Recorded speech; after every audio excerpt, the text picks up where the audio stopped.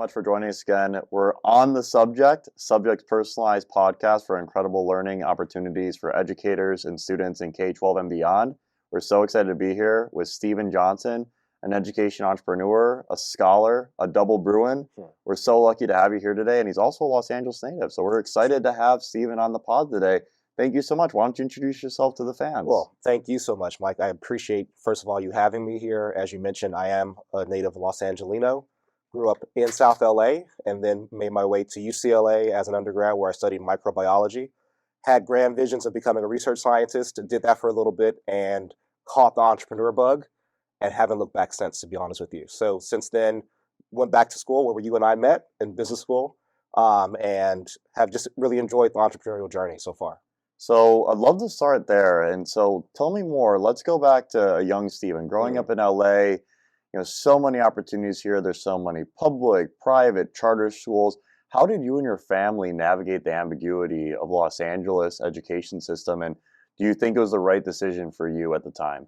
Such an interesting question. I think that because of where I stand now, I understand how much opportunity there is in Los Angeles. Growing up, it didn't feel that way.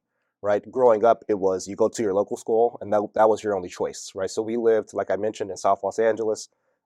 Public schools were the option. My mom was a single mom. Private school wasn't really an option early on, at least.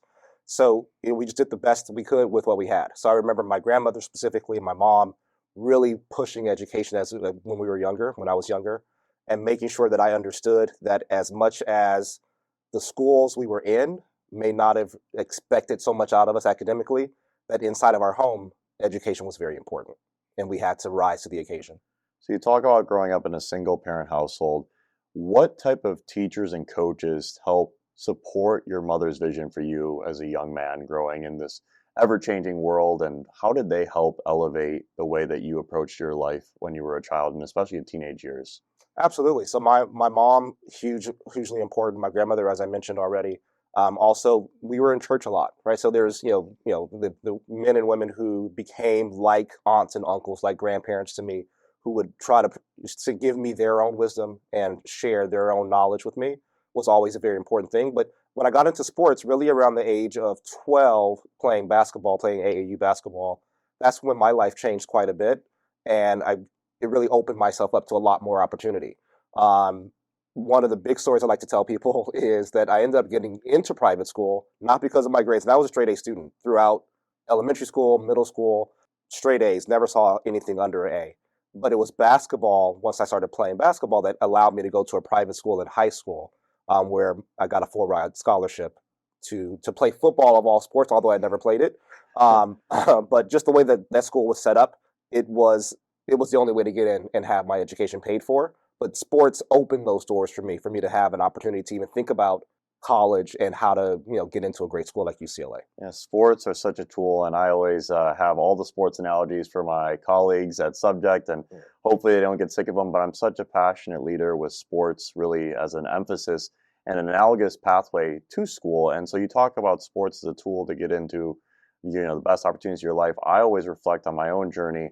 I went to University of Richmond at first semester, and then I went to multiple community colleges, but baseball is what allowed me to go to UPenn. But what really hit home during that community college chapter, and I'm a huge advocate of community college, I think you can get a lot of credits done and be able to have a great experience and graduate from an incredible four-year degree, is LeBron James. He had said something that Coach Drew at his school in Akron, Ohio, said, use basketball as a tool to better life. And so for him, that meant millions of dollars and incredible testament to how great of an athlete he is. But for me, and it sounds like for you as well, it meant use sports as a tool to get into the best school possible. So tell me more about what school was this? What high school? What did you love so much about the experience? How did it make your life better? Well, I'm reminded of the saying, how you do anything is how you do everything, right? So when you're an athlete and you're very competitive, you want to be the best that you can be on the floor and on the field, people can see that, right? And you never know how that's going to translate into other opportunities in your life.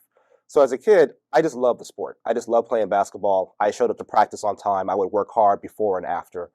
And it wasn't until, again, I got the opportunity to go to the name of the school is Montclair College Preparatory School. And where is it? It's in Van Nuys, California. Awesome. It actually no longer exists. It's not there anymore. Okay. But shout out that school. This is a mid-90s thing. We did well. We won. We would always win our division in basketball and in football. Went to state championships when I was there, lost there, but still, won our division here. And I guess the point that I was making is it was my AAU basketball coach who got an opportunity to coach at Montclair College Prep. Amazing. Who then opened the door for me and a few other players who he had coached to have that academic opportunity, right? Yes. So at the time, I was going to Westchester High School as a ninth grader. Yes. Huge school, lost in the crowd, really just felt like a number. And again, very smart kid, but going through all the different changes that you go through when you're getting older and you're starting to get interested in girls and you're starting to get interested in all these different things that can be distracting. And it takes away from the education. So it really was a blessing in disguise for me to get into a smaller school, have a smaller setting, and have people who really, paid attention to me and cared about me. Well, so let's talk about that a little bit. You impact so many students today. You do a lot of one-on-one, personalized time with students. Talk about the teacher-to-student ratio there and how impactful that was to you. How do we do that at scale? How do we focus more on being able to leverage more one-on-one small group instruction time? Because it was so powerful for you, as it is for many students. These 50 or 40 to 1 teacher-student ratio, it's very difficult for the teachers to have the time to impact their students the way they want. How can we help them? What can we do better to have more personalized learning? Well, it's an extremely difficult job for teachers, right? My heart goes out to teachers who have to manage a classroom of 50 kids. It's pretty much impossible to do. So hard. I have some in-class teaching experience as well. I never had a class of that size. But the thing that helped me with teaching in class and then thinking about how to impact students in a very personal way, but at scale, that's what you're asking, is to really anticipate student needs, I think. It's really to be conscientious of, what was I going through at this age? What are the students going through that I do have an opportunity to have one-on-ones with? How can I anticipate the fact that, well, if these students are going through this, and maybe I experience this as well, that there's probably thousands of other kids, if not tens of thousands of other kids, who are dealing with similar challenges. And then can I create a product? Can I create a service? Can I create some type of opportunity for students based upon those learnings from talking to these kids that I do have the opportunity to speak to one-on-one? Yeah, and I love that you brought up your coach and how impactful it was to you. Did you know that the most impactful, statistically, measurement of improving education is one-on-one time with someone? Makes sense. Building a relationship, it's personalized. And that's something that we really focus on is we want to help the core curriculum experience so teachers get more one-on-one time and small group instruction with their students. So we're really passionate about that.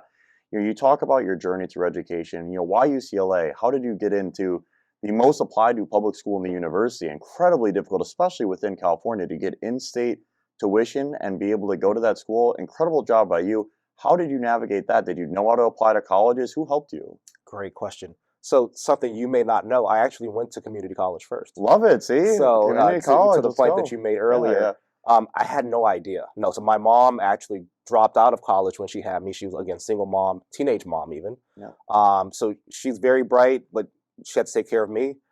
So when I got to the point where I was graduating from high school, I applied to schools based upon basketball programs. Yes. So I applied to Arizona. I applied to University of North Carolina, Chapel Hill, Duke, all the schools that I was used to seeing on the Saturday mornings on CBS playing basketball, right, or in March Madness.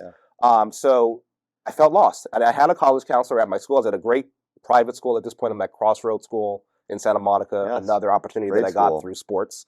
But I didn't know the right questions to ask, right? So the resources were there, but I didn't know how to activate those resources properly. So I still felt like I was on my own. So after graduating from high school, I actually took 2 years out of school. I graduated early. I was 16 years old when I graduated from high school. Wow, that's incredible. And I started teaching and tutoring kids in my neighborhood. Again, never knowing at that stage of my life that it would turn into a career or turn into a business. It was just something I did out of the goodness of my heart. I wanted to help kids that are around me.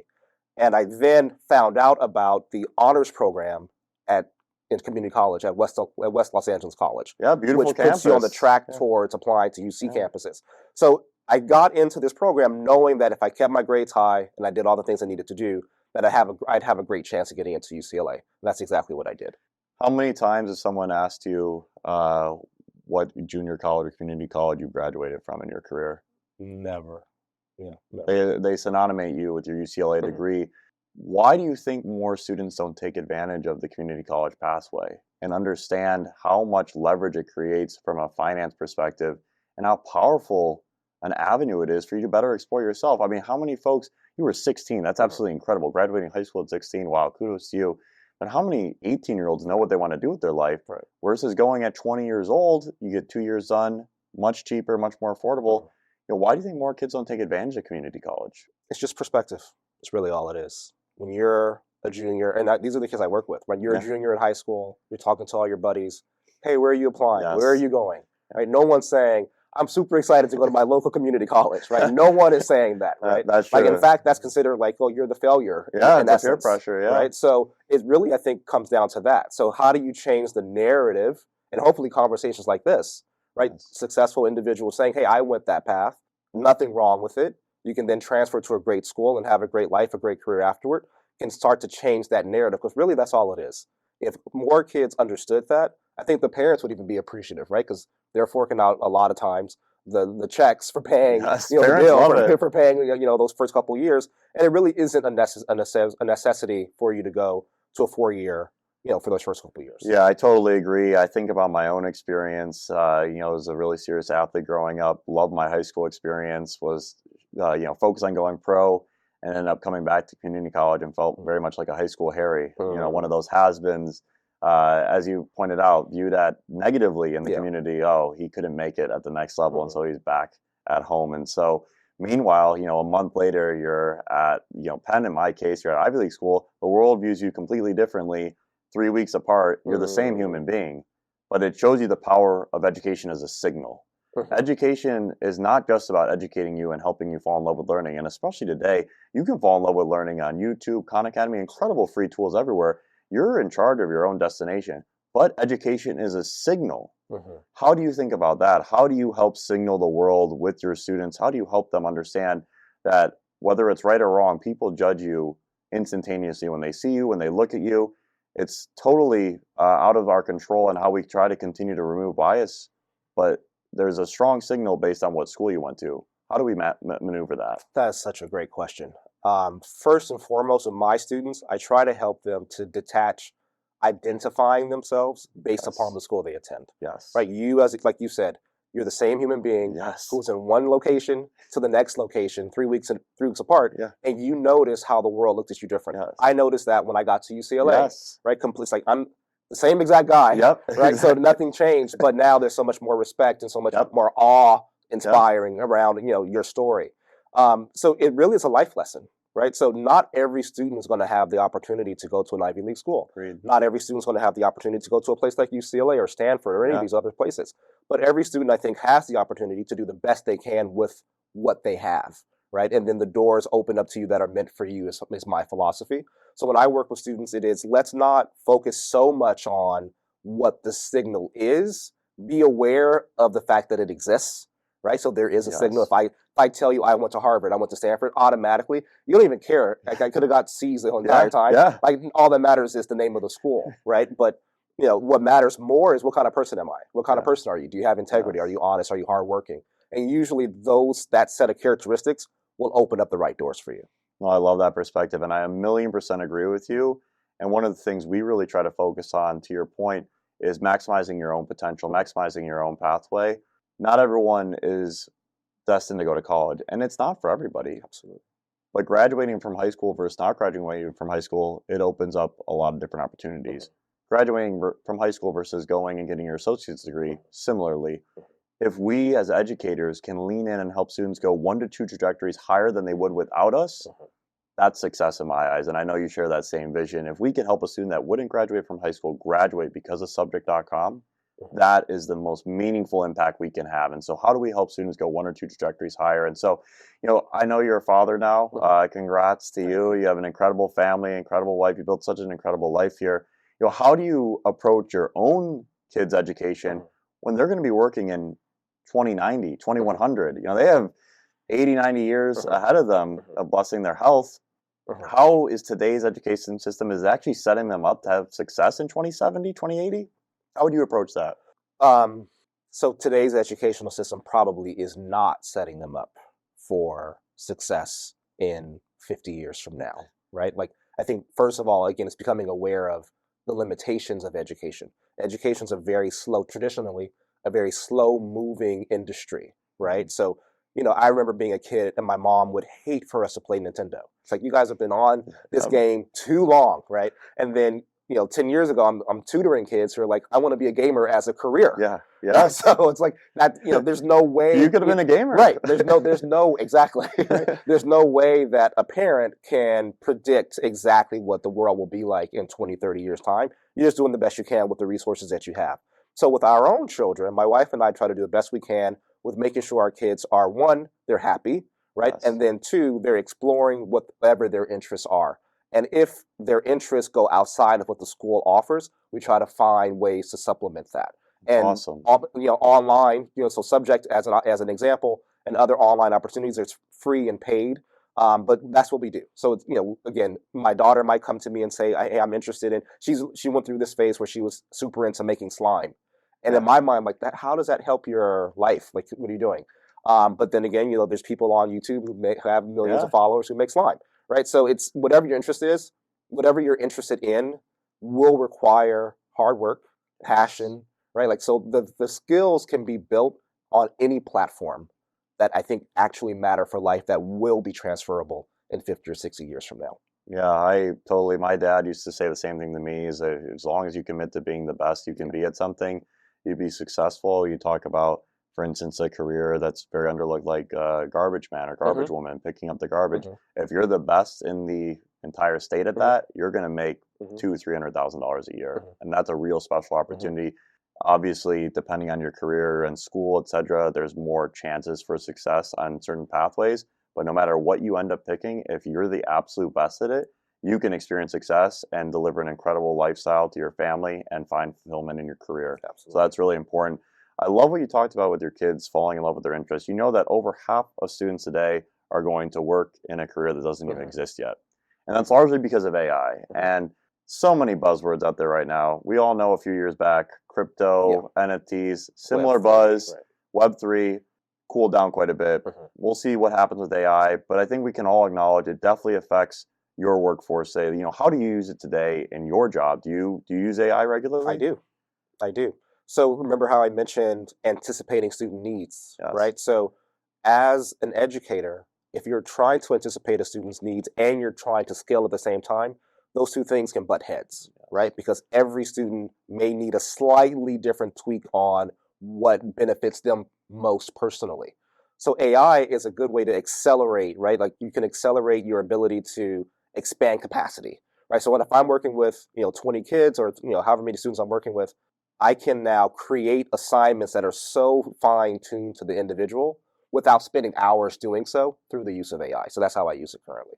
And so what would you say to a student that wants to use AI every day? How do you encourage or discourage that behavior? How is your approach with students wanting to use AI? That's a great question. So I'm actually a huge fan of students using new technology as much as possible. I think that maybe I learned that from my mom getting mad at us for playing too much Nintendo, right? So it's this idea that as much as we cannot know exactly which technologies will be the thing when they're of age. If you're following it and you learn how to use the tools, we know that all these things are successive, right? So you learn to use this tool, and then the next tool comes out, but it has a little bit of a flavor of what you learned, of what you had before. And if I just say, blanket statement, don't use it because it's cheating or it's this or it's that, and I try to demonize it, then I'm causing harm, in my opinion, to my child, right? I'd rather know how to use everything that's out there, and then we figure out where the guardrails are. Like, maybe, I don't want you to just have it write an essay for you without you doing any work at all, right? But maybe learning how to prompt it in the right way that makes it an excellent essay is a great skill to have, right? So there's a lot of fluidity to that conversation. I remember when the calculator came out, scorned. Nobody thought that you should be able to use a calculator. That's cheating. Well, don't use a calculator. Wikipedia. Yeah. I mean, when's the last time you churned butter in the backyard? Right. Or when's the last time you watched a silent movie with Charlie Chaplin? Exactly. Rarely. Exactly. Black and white movies. Exactly. The folks that have not leaned into innovation and change typically are looked upon more poorly as history ages them. And so, I talk about even right now with NIL and Mhm. college athletes, students getting paid, which I think is great for, Absolutely. empowerment of young people to be able to make money for their Yeah. families. A lot of these older coaches don't want to be able to lean into this change. And so we see the same thing with how can we help educators lean into the change? Video is a modern day form of fluency. Mhm. Students are on video all day, Mhm. TikTok, Instagram, Netflix.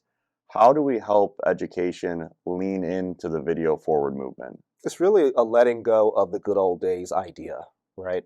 It's a letting go of the way that I did it is the best way or was the best way. It is a sense that the person who I'm serving or the community, the population I'm serving, I'm really truly trying to serve them where they are versus trying to cause them to be more like my generation or more like Yes. how I did it, right? Yes. So using tools, for instance, my 10-year-old son and my 12-year-old daughter, YouTube Shorts, Yes. it's a huge challenge in our household because like they rather watch continuously than do anything else, right? They don't want to do their homework, they don't want to do chores or anything like that. And so my wife and I have this going conversation of like, well, do we tell them just shut it off, or do we sit and watch with them, or do we, Yeah. figure out like, okay, well, maybe not this person, but that person, Yeah. right? So again, there's a lot of fluidity to the conversation because it's so much easier for us to say, well, we didn't do that. Just go Yes. pick up a book, Yes. right? Like who uses encyclopedia? Like when I was a kid, my mom Yeah. would have us open up Britannica Yes. encyclopedia Yes. and write a report. But You I'm even not know gonna where have to my find kids that see. now? No, I Yeah. don't, right? So it's just being again, I think it comes from awareness that the good old days weren't so good.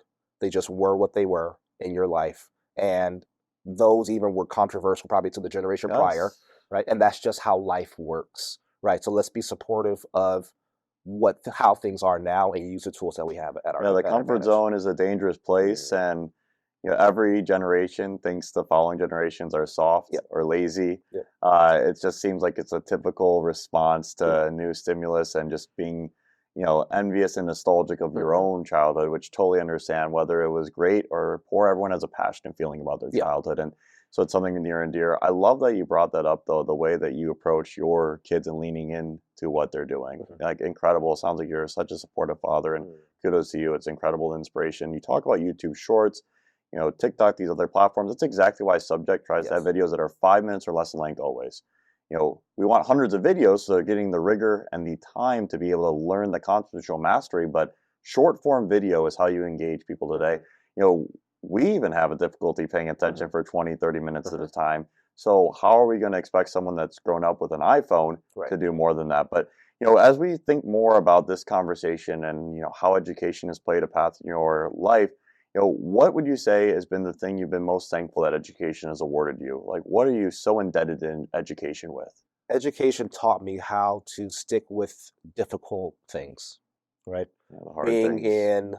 in, I remember being in a Calculus 2 class my second year of community college, and I was taking 24 units. I had to Wow, like that's get awesome. approved to take over I like the love 18 unit that. number, but I was being over ambitious. Yeah, So that's good. That's a I good took thing. Calculus 2. It was like a night class. I was there all day, and I started to fail. I was like not doing well at this class, Yeah. and it's like I never had not done well at math, especially math.